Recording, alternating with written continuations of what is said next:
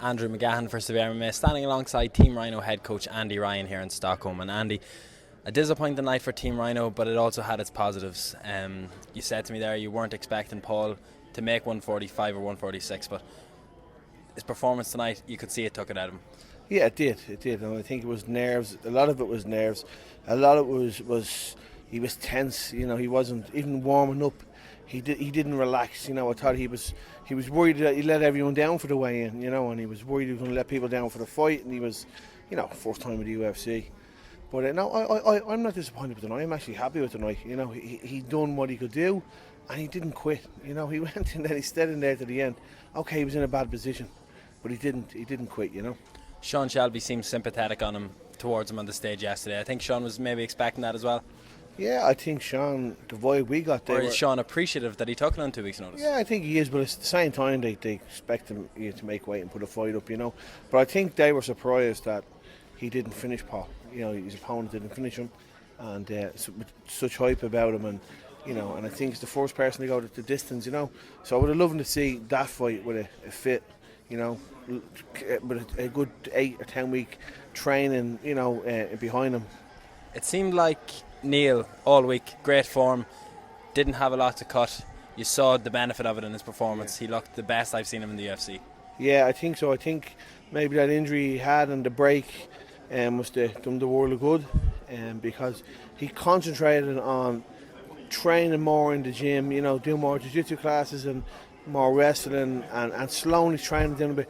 Neil's a workhorse, and sometimes I had to send Neil home. He trains too hard, you know. So for this one, it was good to see him, you know, playing his jiu-jitsu game again, looking for submissions, you know.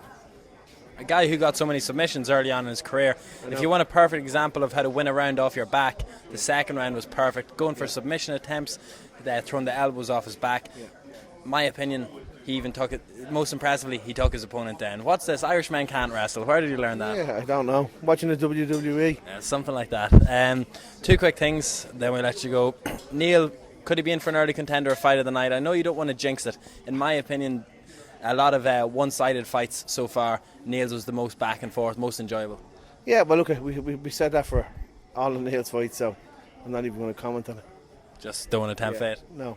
And then finally, the UFC aren't really going to look unfavourably on Paul considering that, but Neil having a very good performance. Yeah. Where do you think he's going to go next? 125, you know, they're kind of looking for guys to stand out and challenge. I know Neil is probably disappointed he didn't get the finish, but do you think it affects his standing in the division? No, I think people will be afraid to stand with Neil, you know. Like Chris was talking all week about standing with Neil. Yeah, he was trying to take him down, you know. So I think this, for Neil, he's a hard fight for anybody, and maybe we might get him on a show in the States. And then, sorry, finally, yeah, no problem. Talking about Neil, people were saying maybe if it didn't go, he said himself, if he lost his next 2, he wouldn't go back to the other leagues. Do you think he was kind of cutting himself short? We saw such a great performance against an undefeated fighter. Retirement should be the furthest thing from his mind? Yeah. Simple as that. Yeah. Well, I wouldn't have let him retire. He tried to retire before. Yeah, he probably still owes you money, is it? Yeah. No, he doesn't have me money. He owes me time in the gym. No, listen, Neil is like that. I think Neil doesn't want to be someone that was, you know, goes in and gets his head thumped up. I think he knows that if he goes out there and he can't last with these guys, he'll knock him on the head. And I wouldn't expect him to stay in there but I think he can go the next 2 years, year and a half. I think he can do really well in this division. Excellent, Annie. We appreciate the time. Thank you very much. Thank you.